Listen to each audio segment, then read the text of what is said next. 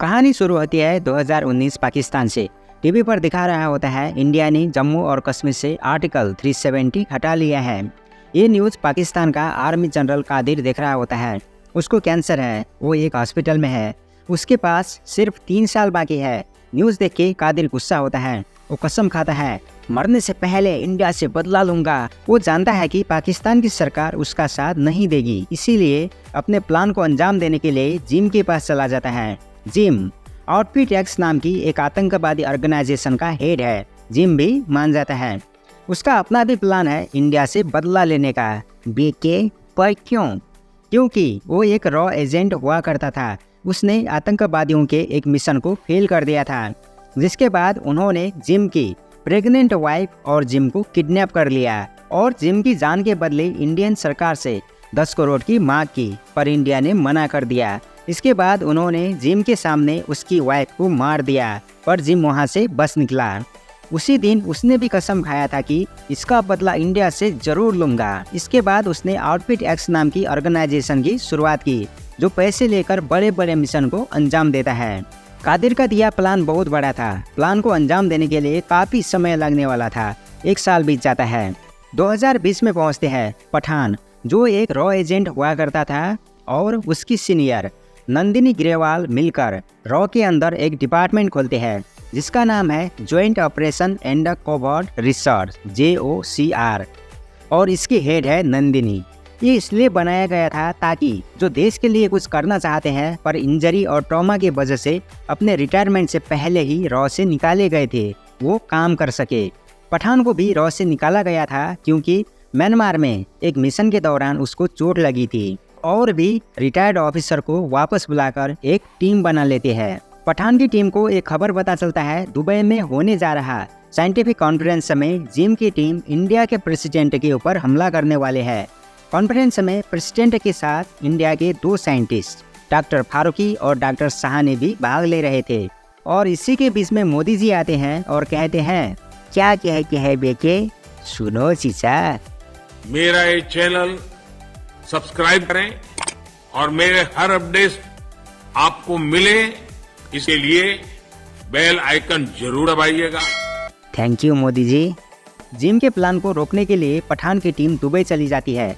तब पता चलता है जिम का प्लान तो प्रेसिडेंट पर हमला करने का नहीं, बल्कि डॉक्टर फारूकी और डॉक्टर सहानी को किडनैप करने का था। वो उन दोनों को किडनैप कर लेता है। पठान उसका पीछा करके उसे रोकने की कोशिश करता है। इसी के बीच में पठान का एक साथी भी मारा जाता है। पठान फारूकी को छुड़ा लेता है, पर डॉक्टर सहानी को जिम लेके चला जाता है। पठान वापस इंडिया आता है।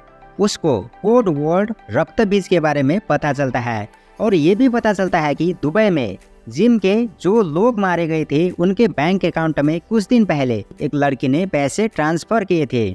उसका नाम है रुबीना, जो एक डॉक्टर है, स्पेन में रहती है। और पठान रुबीना से मिलने स्पेन चला जाता है।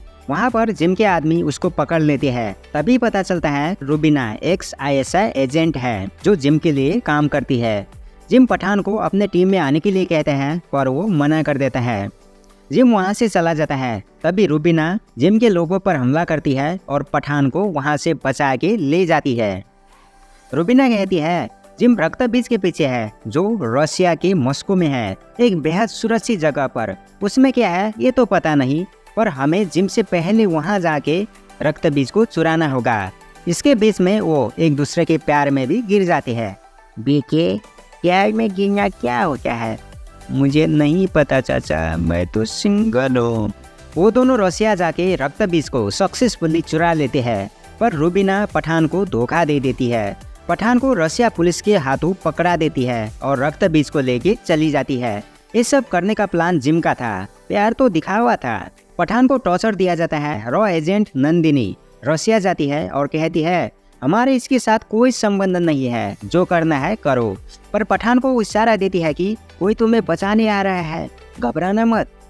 पठान को एक ट्रेन से ले जा रहे होते हैं, तभी एंट्री होती है हमारे भाईजान, हिरण के भगवान, ड्राइविंग के आविष्कारक सल्लू भाई यानी कि टाइगर, और वो पठान को बचा लेता है। By the way, I love you भाईजान। टाइगर एक दूसरे मिशन के लिए चला जाता है। पठान रशिया में ही छुप जाता है। 3 साल बाद पठान जिम के राफे नाम के एक आदमी को पकड़ने अफ्रीका चला जाता है। पठान राफेल को एक हथियार मार्केट से पकड़ने की कोशिश करता है, पर वहाँ के हथियार डीलर के साथ उसकी लंबी फाइट होती है। अंत में राफेल को पकड़ के हेलीकॉप्टर से वापस आ जाता है। पठान राफेल से पूछताछ करता है। वो नंदिनी से मिलता है, कहता है जिम 2 मिसाइल खरीद रहा है जो बेहद ही खतरनाक है। और नंदिनी पठान से कहती है रूबीना पेरिस में है। पठान रूबीना से मिलने पेरिस चला जाता है। तब वो बताती है रक्त बीज स्मॉल पॉक्स वायरस का म्यूटेंट वर्जन है। देखिए, मैं समझा नहीं। स्मॉल पॉक्स एक वायरस है जो लोगों की जान लेता है, जैसे कि कोरोना वायरस, पर इसकी वैक्सीन बन चुकी है। रक्त बीज इस वायरस का म्यूटेशन किया गया वर्जन है जो बेहद खतरनाक है और इसकी कोई वैक्सीन भी नहीं है, क्योंकि अभी तक इसके बारे में किसी को भी पता नहीं है। मैं रियल लाइफ की बात नहीं कर रहा हूँ, जो मूवी में दिखाया गया है उसी की बात कर रहा हूँ। समझे चाचा? हाँ बेटे। ओके। रूबीना ये भी कहती है उसका प्लान है मिसाइल की मदद से इस वायरस को इंडिया पे फैलाने का। ये बेहद खतरनाक है, हमें इसे रोकना होगा। रूबीना जिम को धोखा दे देती है। वो साइबेरिया में जिम के लैब पहुंचते हैं, जहां डॉक्टर सहानी भी होते हैं। उन्होंने वायरस को बनाकर 2 गोलों में डाल दिया होता है। जिम भी वहीं होता है। पठान को देखते ही गोलों को लेकर वो भाग जाता है। पठान उसका पीछा करता है। एक गोले को पठान ले लेता है, पर दूसरे गोले को जिम लेकर चला जाता है।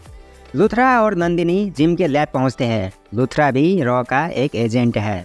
उस गोले को ले आते हैं और रक्तबीज की वैक्सीन बनाने के लिए Indian institute of contagious disease IICD को देते हैं। उस गोले को खोलते हैं, उसमें सिर्फ पानी होता है। डॉक्टर फारूकी ये नंदिनी को दिखाते हैं। तभी जिम का कॉल आता है, कहता है वायरस तुम्हारे लैब में फैल चुका है। वो गोले के बीच में नहीं, बाहर ही रखा गया था। लैब में जो भी थे उनमें स्मॉल पॉक्स के सिम्टम दिखने लगते हैं। नंदिनी लैब को अंदर से लॉक कर देती है और लुथरा से कहती है इस लैब को डिस्ट्रॉय कर दो ताकि ये वायरस बाहर ना जा सके। वो लैब को ब्लास्ट कर देते हैं। नंदिनी भी मारी जाती है। जिम इंडियन सरकार को वीडियो कॉल करता है, कहता है जम्मू और कश्मीर से 24 घंटे के अंदर सोल्जर को वापस बुलाओ, नहीं तो मिसाइल के जरिए वायरस को इंडिया में फैला दूंगा। जिम और जनरल कादिर को पता था कि इंडिया जम्मू और कश्मीर से आर्मी नहीं हटाएगी, इसीलिए वो मिसाइल लॉन्च करने की तैयारी करते हैं।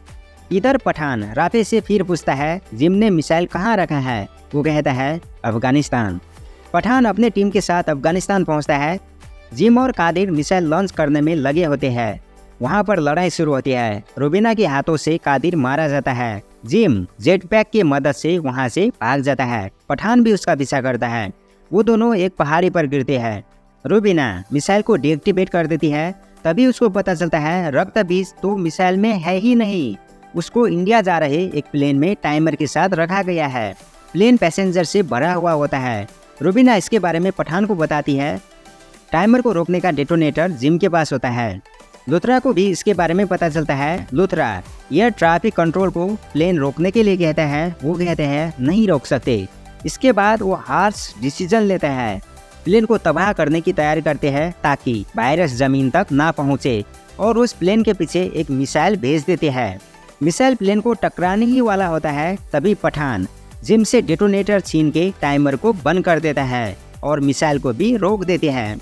सभी पैसेंजर भी बच जाते हैं। पठान जिम को पहाड़ी से नीचे फेंक देता है। इसके बाद पठान को रॉ में वापस बुलाया जाता है और उसको JOCK का हेड बना देते हैं।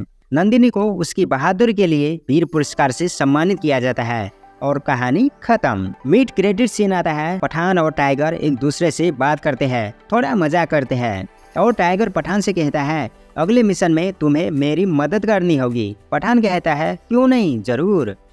इसके बाद क्या हुआ जानने के लिए आपको टाइगर 3 देखना होगा।